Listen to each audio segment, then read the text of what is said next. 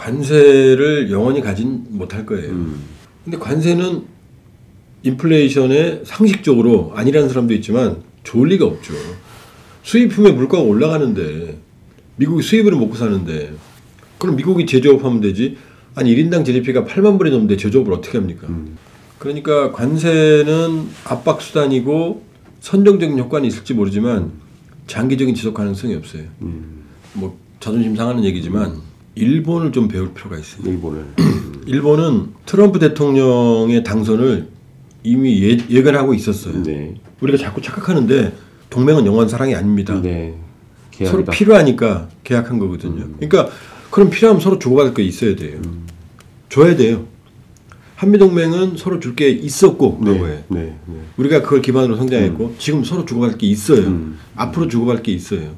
그러니까 미국한테 일방적으로 날 사랑해야 돼 이건 안 돼요. 적사랑은.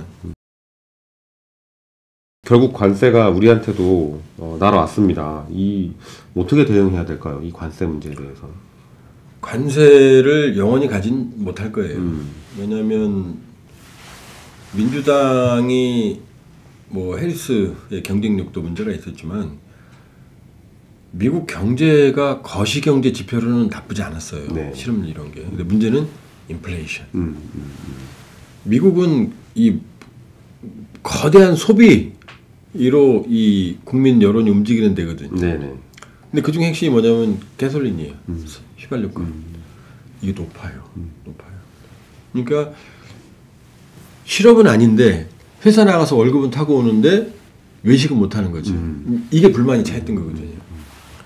근데 관세는 인플레이션에 상식적으로 아니라는 사람도 있지만 좋을 리가 없죠. 수입품의 물가가 올라가는데 미국이 수입으로 먹고 사는데 그럼 미국이 제조업하면 되지. 아니 1인당 GDP가 8만 불이 넘는데 제조업을 어떻게 합니까? 왜 중국이 성장하고 중국도 안 되니까 이제 어디로 가요? 인도로 가잖아요. 네. 베트남으로. 그게 자본주의 경제의 순리거든요. 관세 올린다고 공장이 들어가? 절대 안 들어가죠. 그럼 망하는데요. 그렇게 보면 트럼프 대통령의 관세 정책은 제한적입니다. 그리고 관세를 올리면 그냥 당하겠나요?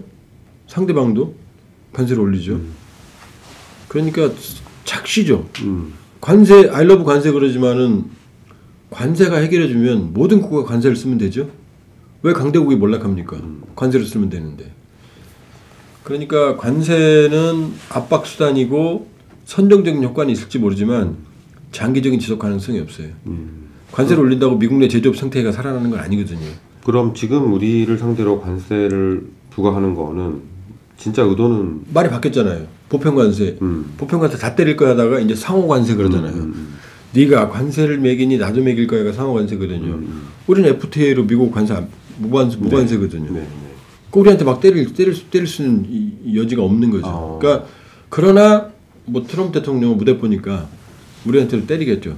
그러나 아마 다른 국가에 비해서 우리는 한미 FTA가 있기 때문에 다른 데보다는 상처가 덜할 거다. 상처가 덜할 거다. 실제로 적용되는 분야가 넓지 않을 거다. 그렇죠. 근데 문제는 뭐냐면 이런 거예요.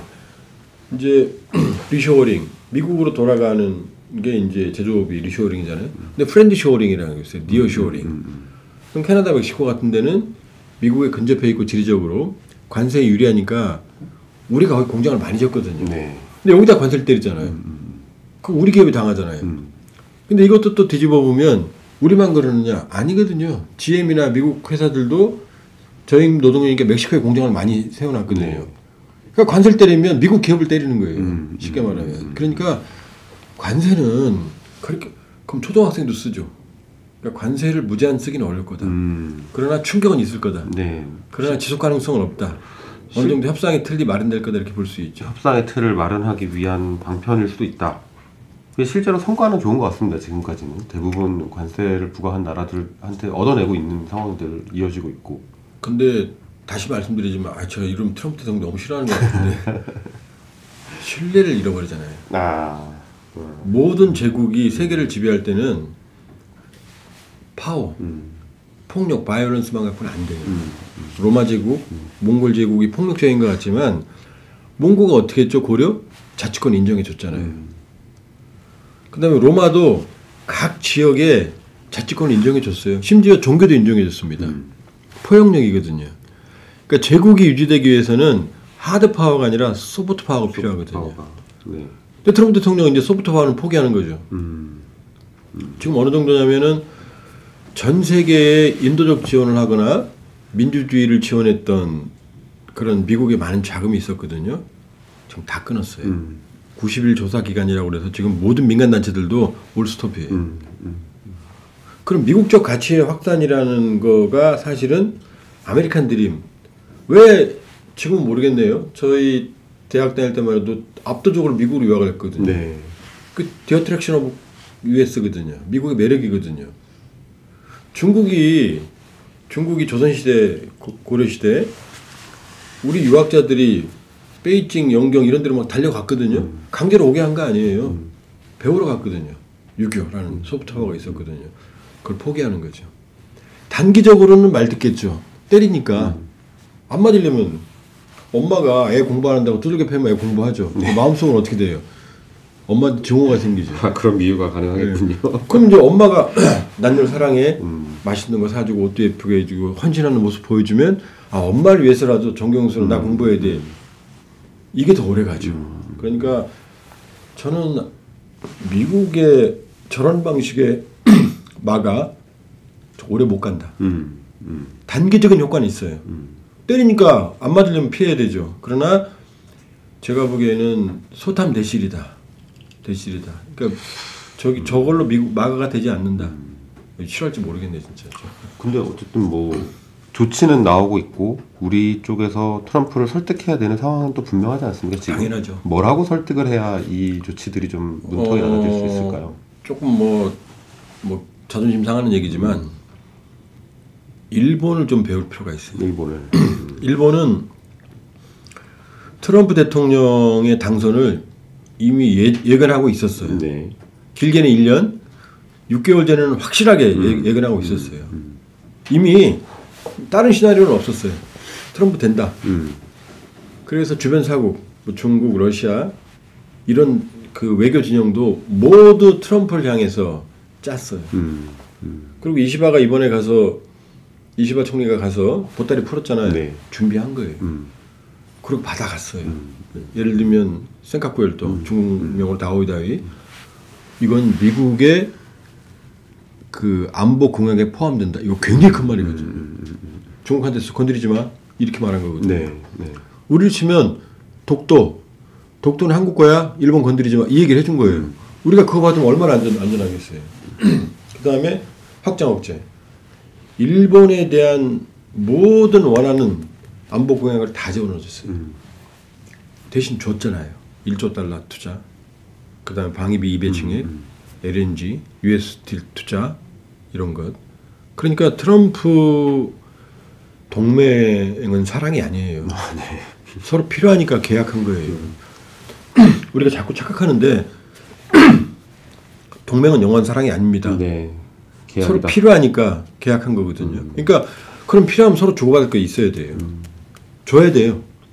한미동맹은 서로 줄 게 있었고 과거에 우리가 그걸 기반으로 성장했고 지금 서로 주고받을 게 있어요. 앞으로 주고받을 게 있어요. 그러니까 미국한테 일방적으로 날 사랑해야 돼 이건 안 돼요. 적사랑은. 우리 줄 건 줘야 돼요. 무자는 줄 수는 없지만 줄 건 주고 트럼프가 원하는 걸 주고 줄 건 주고 대신 확실한 건 우리가 받을 건 받아야죠. 그런 이제 기브앤테이크 방식의 동맹관. 그게 동맹관이에요. 사실 숨어 있는 거예요. 근데 이제 겉으로 사랑한다고 말하죠. 그러니까 일종의 계약 결혼이죠. 결혼한 계약 기간 동안은 부부잖아요. 무한정 사랑이잖아요. 근데 계약이 끝나면요. 부부 아니죠. 그런 식으로 접근해야 된다. 그러니까 근데 지금은 결혼 상태고 이 결혼 상태는 오래 갈 거예요. 이 불확실성의 시대에 미국 같은 동맹국이 있다는 건 얼마나 든든합니까? 그렇습니다. 그다음 미국 입장에서 미국의 변함없는 기조는 뭐냐? 중국 때리기예요. 오바마 정권 때 피보트 아시아 중시, 리밸런싱, 전 세계 전력을 재균형해서 아시아에 배치한다. 누구 잡으려고? 중국 잡으려고. 요걸 확장한 게 트럼프예요. 그러니까 아시아가 인도 태평양이라는 공간적 범위로 넓어진 게 트럼프 때예요. 바이든 때는 트럼프를 그렇게 지웠는데 인도 태평양은 잘했어. 쿼드, IPF, 민주주의 형성이 더 넓어졌어요. 중국 잡으려고. 트럼프 대통령 지금 들어왔잖아요. 2기. 여기서 주적은 누구예요? 중국이잖아요.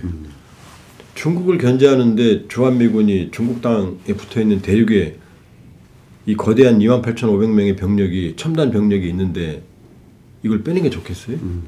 한미동맹? 한미동맹은 미국으로서는 중국 견제에 어마어마한 자산이 네. 되죠. 우리는 북한 견제에 절적으로 한미동맹 네. 필요하죠. 미국도 북한 견제에 필요하고. 그러니까 필요합니다. 이게 양측 다. 포인트가 확실한 그럼요. 부분이. 계약 결혼이 지속될 가능성이 충분히 있는 네. 거거든요. 근데 이 계약이니까 서로 주고받을 게 있어야 되는 네. 거죠. 그러니까 우리 주권 돼야 됩니다. 근데 확실한 건 받아야 돼요. 이제 뭐 드론 없더라도 받을 건 받아야 돼요. 들어놓더라도. 네. 아 그럼요. 알겠습니다. 자, 박사님 오늘 말씀 잘 들었는데 아마 뭐 트럼프 4년 동안 몇 차례 계속 모실 일이 있을 것 같습니다. 오늘 눈 오는 날 고생하셨지만 또 뵙는 걸로.